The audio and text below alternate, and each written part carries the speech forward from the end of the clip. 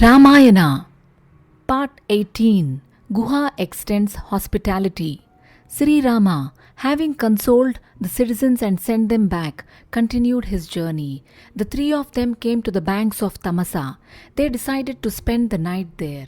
Lakshmana prepared a bed of leaves for his brother and his sister-in-law, but none of them had a wink of sleep that night. They spent the night chatting. They rose early next morning and continued their journey. As they crossed the border of Kosala, Rama told Sita the story of his kingdom. They bathed in holy rivers like Vedavati and Gomati, which flowed on the borders of Kosala.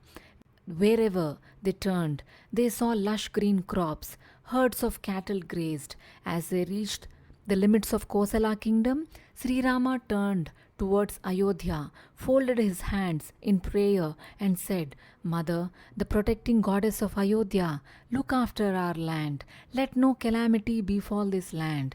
May the people enjoy good health. May Bharata rule righteously. May we all be reunited happily when we have completed the 14 years of life in the forest. They then approached the banks of the Ganga. The water in the river touched the very banks. The swirling waters raised as waves with white foam rose and huge waves rolled. The Ganga is holy to the entire world and cleanses us of our sins. On the banks stood a number of ashrams. Gandharvas, Kinnaras and celestial nymphs were sporting in the river. Birds and animals drank the cool water and refreshed themselves. Birds like swans and peacocks played on the banks and doubled the loveliness of the river. Raghava of the famed Raghuvamsha was thrilled at the sight of the Ganga. He remembered the story of the descent of the Ganga narrated by Vishwamitra. With Sita, Lakshmana and Sumantra, he bowed in reverence to the river. He told Sita the story of Ganga and then said, Lakshmana, let us spend the night on the holy banks of Ganga. Put up a tent here. That was what Lakshmana desired too. Gladly, he started putting up a tent. The place Sri Rama spent that night was called Shringaberapura. The ruler was Guha, a huntsman. He was very powerful. He was Sri Rama's intimate friend since his boyhood days. He learned that Rama had arrived in his kingdom. At once, he hastened with his ministers to where Rama had camped. Sri Rama welcomed him affectionately. The two embraced. Guha was deeply grieved when he heard why Sri Rama had left Ayodhya. He said, Sri Rama, stay here with us. Regard Shringaberapura as your own. All three of you come to my palace. I shall treat you as my royal guests. Do not suffer in the forest unnecessarily. Sri Rama replied, You are magnanimous, Guha.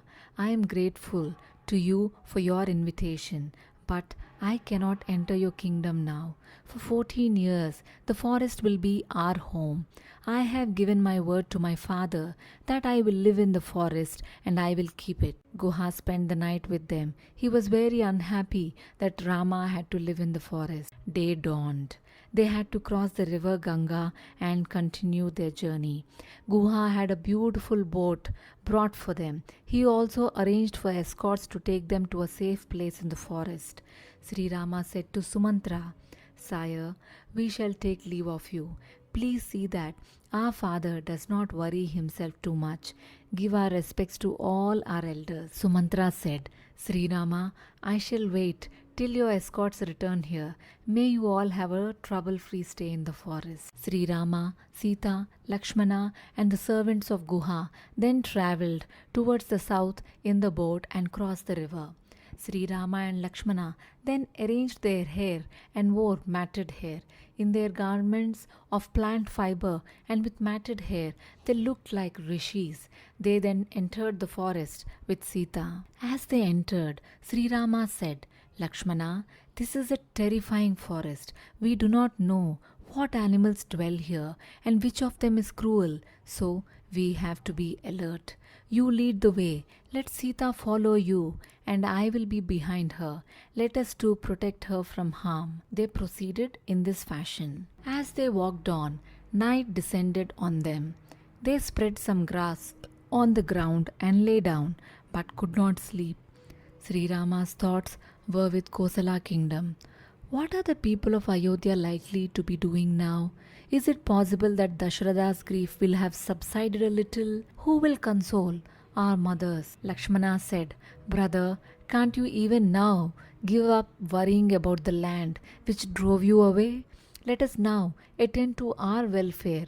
I shall always attend on you and hunt animals. We are the monarchs in the forest. So the night went by.